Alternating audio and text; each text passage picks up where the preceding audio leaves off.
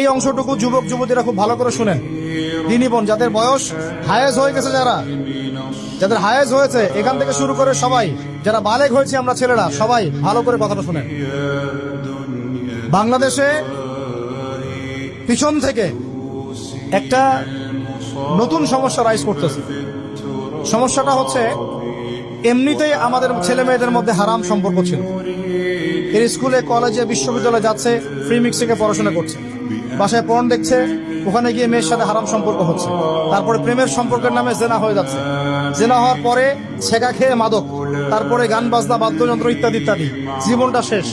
এদিকে ওই ব্যভিচারী মেয়েরা কারো কারো ঘরে যাচ্ছে, তারা আমাকে বলতে দেন, ব্যভিচারী মেয়েরা কারো কারো ঘরে যাচ্ছে, ওদেরকে নিয়ে আপনারা আবার সংসার করতেছে। এই হচ্ছে না সিচুয়েশন। একজনের 5টা গার্লফ্রেন্ড, একজনের 4টা গার্লফ্রেন্ড, আরেকজনের 3টা বয়ফ্রেন্ড, 4টা বয়ফ্রেন্ড। এই ধাপগুলো পার হয়ে হয়ে এরা সংসারের জীবনে আসতেছে, যখন বয়স হয়ে যাচ্ছে 25-30। সমস্যা কিন্তু এটা ম্যাক্সিমাম সবার ক্ষেত্রে হচ্ছে বলবো না, অনেক একটা বড় অংশ এই সমস্যা ফেস করতেছে।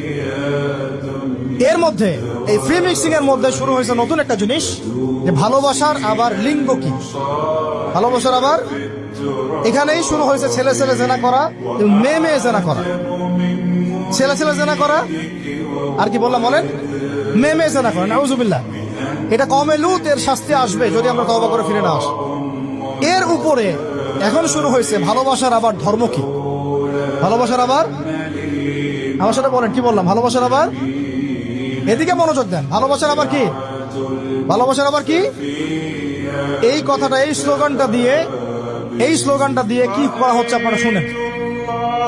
অমুসলিম ছেলে মুসলিম মেয়ের সাথে প্রেম করতেছে, অমুসলিম ছেলে মুসলিম মেয়ের সাথে প্রেম করতেছে, বলতেছে ভালোবাসার আবার ধর্ম কি। তুমি আমি একে অপরকে মহব্বত করি, ভালোবাসি, এর মধ্যে ধর্ম আসবে কেন?